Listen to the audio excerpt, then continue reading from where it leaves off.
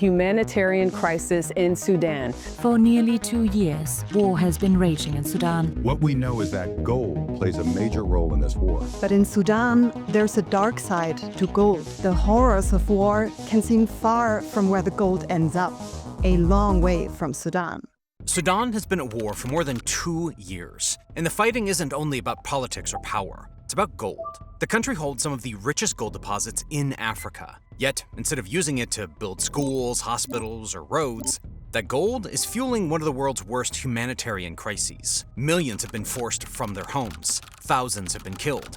And the country itself is breaking apart. What's worse, 2 foreign powers, Russia and the United Arab Emirates, have been funding the war for years. Now, to understand how it got this bad, we need to go back to how this war actually began. Sudan today is a country split in two, not only between Sudan and South Sudan, but even inside of its own borders. On one side is the Sudanese Armed Forces, known as the SAF, which controls Port Sudan and most of the eastern regions. On the other side is the Rapid Support Forces, or RSF, a powerful paramilitary group that dominates the west and center. Born during the Darfur conflict in the 2000s, the RSF began as a tribal militia notorious for its brutality. Later, under the command of Mohammed Hamdan Dagalo, better known as Hemedti, it grew into one of Sudan's most powerful forces. Now, both the RSF and the SAF claim to fight for Sudan's future. But in truth, what they're fighting over is money and gold. Sudan is an incredibly resource-rich country. Although it lost nearly 3/4 of its oil reserves overnight when South Sudan became independent in 2011,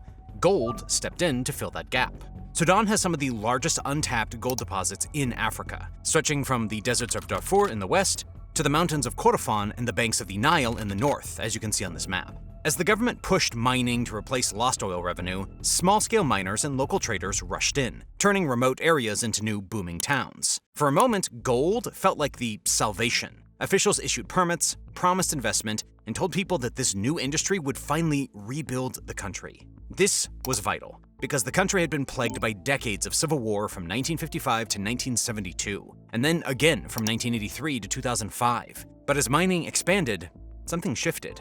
There was barely any regulation, and no one truly controlled who operated the sites. That opened the door for militias and warlords who saw easy profits in the chaos. The Rapid Support Forces were quick to seize the opportunity, with warlord Hemedti moving fast into Darfur's gold fields. He understood that whoever controlled the mines would control the country. Long before the war, the RSF had already built its own gold business empire. Its main vehicle was Al Junaid, a company run by Hemedti's family, which officially described itself as a multi-activities firm. But in reality, it acted as the RSF's private treasury. Through Al Junaid and its subsidiaries, the RSF managed everything from raw extraction to licensing networks that sidelined the state. Inside the Darfur mines, the reality was brutal. Thousands of miners worked by hand under dangerous conditions. Using pickaxes and mercury, they dug in toxic mud to find small flecks of gold dust. RSF soldiers patrolled the pits, forcing miners to sell their findings cheaply to traders connected to the group. Anyone who refused risked losing their claim, their tools, or their life. Locals often said the RSF treated gold like a tax. If you dug, you owed them. But in the northern and eastern side of the country, the Sudanese Armed Forces under General Abdel Fattah al-Burhan also worked to take control over the mines. Even before the war, the SAF had established a network of companies to capture the sector's profits. The most important were Sudan Master Technology and its exploration arm, Red Rock Mining, both tied to senior military figures. These companies were supposed to formalize mining and channel revenue to the state, but instead they became part of a patronage system. Now, the SAF's gold mining operations weren't pretty either. Corruption was rampant, with officers pocketing profits, and the SAF repressed local protests over the pollution the mining was causing. Meanwhile, both sides started to use smuggling networks instead of official export routes. Between 2012 and 2024, about 400 tons of gold was smuggled out of the country. The incentives were simple. Gold traders want to avoid taxes and government scrutiny. They also want to avoid using the broken Sudanese financial system, preferring black markets and the US dollar. Now, the RSF and the SAF each have their own smuggling networks. RSF gold disappears into the desert, loaded onto trucks or flown out from improvised airstrips. Some shipments go to Chad, but others follow different paths. In parts of South Darfur, gold moves south through the border into South Sudan, especially through Raja Count. Then it's transported by road or small aircraft to South Sudan's capital, Juba, And finally to Entebbe International Airport in Uganda, from where it's exported to foreign countries. In North Darfur, RSF networks also reached the Libyan border, where affiliated smugglers moved gold through the Al-Mutalet tri-border region and onto eastern Libya, a well-known hub for trafficking gold. The SAF's smuggling routes are different. Much of the army's gold flows north into Egypt. Northeastern Sudan borders Egypt directly, and the crossing points have become one of the busiest informal trade corridors in the region. Once across the border, Sudanese gold is sold in Cairo's markets or enters Egypt's banking system, but the vast majority is re-exported. The SAF also uses a parallel network in the Red Sea region. Some gold is shipped from Port Sudan under the cover of official exports and then quietly diverted. Other shipments move over land into Eritrea, where corruption enables gold to be laundered into legitimate-looking exports. The war has only made these smuggling networks more important. It's not just a business model anymore, but a way to keep the war machine going and earn currency to buy weapons abroad.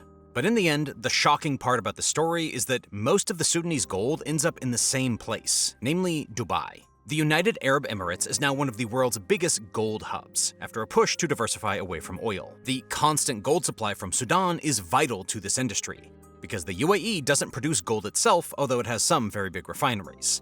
90% of Sudan's legal gold exports goes to the UAE, and for the first half of 2025, that was about 8.8 tons, worth about $840 million. It's Sudan's largest source of export revenue, and it provides the Sudanese armed forces with the cash to keep fighting. But that's just legal trade. Sudan's illicit gold exports are far more valuable, and the majority of this also ends up in the UAE. However, the smuggled gold coming out of Sudan didn't arrive in tidy boxes with paperwork. It came hidden in cargo planes, moving quietly through deserts and border towns, its origins wiped clean long before it reached the city of gold. And that's not only because these smuggling networks are illegal. The UAE also wants to keep this gold trade hidden from the public, because it's playing a very dirty game in Sudan. While the UAE profits from the gold trade that keeps the war running, it's also being accused of fueling the Sudanese civil war. The UAE is often listed as one of the chief backers of the RSF, and there's evidence to back this up. According to UN experts, at least 86 flights from the UAE landed at remote airports in Chad by the end of 2024. Sudan's own government later alleged that between November of 2024 and February of 2025, it recorded more than 240 of these flights. Satellite trackers have noticed something else. Several of these flights switched off their transponders mid-air. That's an old smuggling trick, and it usually means someone doesn't want to be seen. The planes were operated by companies tied to the Emirati military, and they weren't carrying humanitarian aid. They carried weapons, ammunition, and even mercenaries to support the RSF. From those isolated airfields in Chad, military supplies slipped through the desert into Darfur. Trucks moved through border towns like Adre under the cover of night, handing off crates to RSF units. And the cycle didn't end there. The very same trucks that unloaded weapons often returned to Chad carrying gold bars wrapped in tarps. From there, the gold moved back towards the UAE on the same quiet routes. And once the gold arrived in Dubai's refineries and was melted down, it became impossible to trace. A perfect system. Weapons in, gold out. Now, the UAE had every reason to be involved in this war. The war creates a constant need for Sudanese warlords to sell gold in return for weapons. Meanwhile, Sudan stays weak, so it won't become a hub for refining and trading itself. The UAE seems more than happy to add fuel to the fire, as long as the gold keeps flowing out. As the strategic saying goes, divide and conquer. There's also a deeper strategic angle that often gets overlooked. Sudan sits right along the Red Sea, one of the most important trade routes on the planet. Whoever holds influence there holds leverage over ships moving between Africa, the Middle East, and Europe. And the UAE has been competing for that influence with countries like Egypt, Saudi Arabia, and Iran. Supporting a faction inside Sudan offers Abu Dhabi a chance to secure a foothold in a region where everyone else is also playing for power. Now, it is worth noting that the UAE publicly denied all involvement. Officials dismissed the accusations as propaganda and insisted the country supported peace in Sudan. But US intelligence agencies and independent journalists show a very different picture. They found that flight schedules linked to UAE-connected companies matched almost perfectly with the arrival of new weapon systems inside Darfur. Also, after the RSF forces suddenly began using high-tech Chinese drones and heavy artillery to strike civilian areas, the connection was hard to ignore. These weapons had not been seen in RSF hands on this scale before, so someone had to ship them into the country. On top of that, a UAE-linked warlord in Libya called Khalifa Haftar has also been accused of helping the RSF. Sudan's army has claimed that Haftar's forces carried out joint attacks with the RSF along the border. creating a second front that stretched Sudan's already thin defenses even further. Haftar's territory in eastern Libya is also a known smuggling hub, and according to several regional analysts, armed shipments linked to the UAE have passed through his bases as well before reaching RSF fighters in Darfur. But while much of the world points fingers at the UAE, another country has been quietly playing another dark role: Russia. Moscow was one of the first outsiders to move in. Years before the current war, Russian companies had already sunk their claws into Sudan's soil. In 2017, under former President Omar al-Bashir, Sudan signed secret mining deals with Russia. The main player was the Wagner Group, the same private army that would later become infamous for its brutal campaigns in Ukraine. The deal was simple. Wagner helped Sudan's ruler stay in power, and in return, Russian mining companies gained control of mining sites in Darfur, the Blue Nile, and other gold-rich areas. Cargo planes from Russia began landing in Sudan, often at military airfields rather than civilian ones. Officially, they were delivering mining equipment. In reality, they were also bringing in weapons, training, and mercenaries. Few dared to question it, and those who did were silenced or just ignored. Now, Russia wasn't just after profit. For Russia, Sudan's gold was a lifeline, and a way to evade Western sanctions and move money across borders without relying on banks or dollar networks. The gold was refined locally, then smuggled out through Egypt, the Red Sea, or flown directly to Russia. Satellite images later showed Russian cargo planes making regular trips between Khartoum and Latakia in Syria, a known route for moving smuggled gold and weapons. What looked like business on paper was in reality a network, a system of plunder disguised as trade. The gold also kept Wagner's wider operations across Africa afloat, from Libya to Mali to the Central African Republic. By late 2024 and early 2025, Russia's role came under sharper international scrutiny. At the United Nations, the United States accused Moscow of something even more alarming: funding both sides of Sudan's war.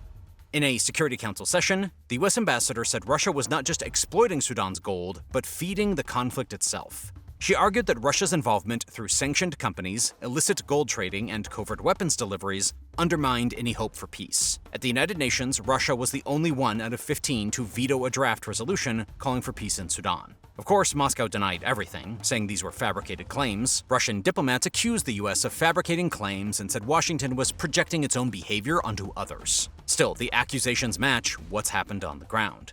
Russian-linked networks have long supplied both the SAF and the RSF with different forms of support, because instability keeps the gold flowing. And earlier this year, another long-rumored development became official. Sudan's foreign minister confirmed that a deal for a Russian naval base on the Red Sea was moving forward. For Moscow, this was a major win. A base on the Red Sea would give Russia its first permanent military foothold in Africa and a front-row seat on one of the world's busiest trade routes. Not long after this announcement, Russian officials were seen in Port Sudan, the army's wartime capital, meeting with generals to discuss what they called security cooperation.